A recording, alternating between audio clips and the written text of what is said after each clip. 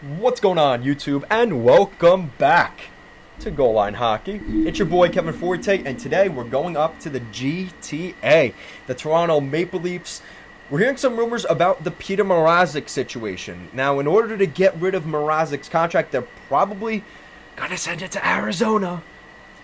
Don't tell anybody. He's probably going to Arizona. But what is it going to take to move on from Mrazek? Because his contract is ugly. They just signed that contract last year. It was a 3-year deal, $3.5 million per season. There's still $7 million left on that contract. Ouch, that hurts. But it's going to probably even be worse because of what they might have to give up. Now, I'm going to talk about some interesting thoughts here on this, because ideally, if I'm Kyle Dubas, let's say I'm armchair GM, we've heard a lot of rumors recently about William Nylander being one of the big names to go in Toronto, because I don't think they could trade Tavares, whether Leaf fans want to or not. That's pretty much an unmovable contract. You know they're not moving Matthews. You know they're not moving Marner. And they're not moving Morgan Riley. They just signed him to an extension this summer, during the season. So none of those big contracts are moving. So the only real big move you can make is Mrazek moving, and probably William Nylander. Now, the name that's being attached to Mrazek in probably a trade to Arizona is a really good prospect of the Leafs.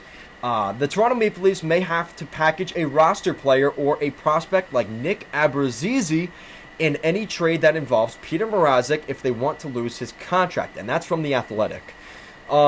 Nick Abruzzese is a very good prospect, a forward prospect of the Maple Leafs, and that's what it will probably take to move on from Petr Mrazek, which is kind of similar to trading a first-round pick. You're basically, instead of trading a first-round pick, you're trading Nick Abruzzese. Now, the problem I have with this is you're not fixing the problem necessarily.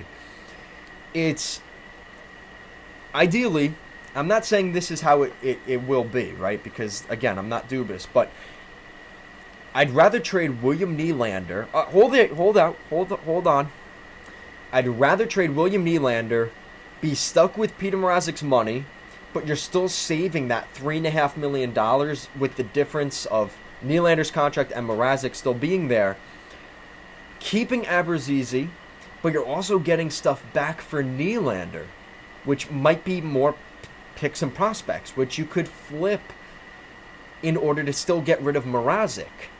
But you keep Abruzzese, because the problem is you don't want to trade Robertson, right? That's pretty clear. You don't want to trade Robertson, and you also want to keep Abruzzese. Ideally, you want to keep Bunting, you want to keep Mikheyev.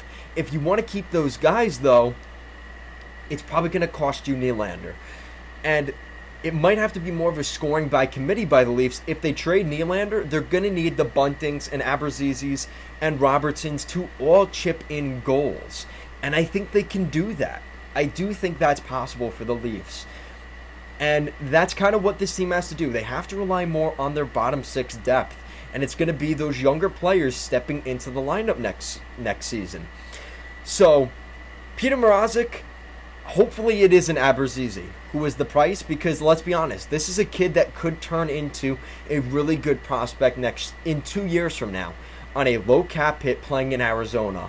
And the Coyotes it's one of those things, right, where it's like, it's kind of like the Marleau contract when they had to give up a first-round pick and Patrick Marleau just to send that salary to the Carolina Hurricanes. So it's kind of picking your poison, but it is something that could be a reality here for the Leafs. Hopefully it doesn't cost them Abruzzese. But what do you guys think of William Nylander? Should they trade Nylander instead? Should they trade both Nylander and Mrazek? So now it's around $10 million. Because remember, you have to re-sign Michael Bunting next year. Ilya Mikheyev's an RFA this year.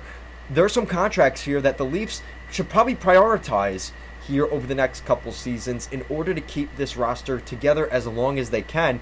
But again, it might come at the cost of a guy that played pretty well this year in Nylander. Let me know what you guys think. Thank you so much for watching. I'll see you again next time.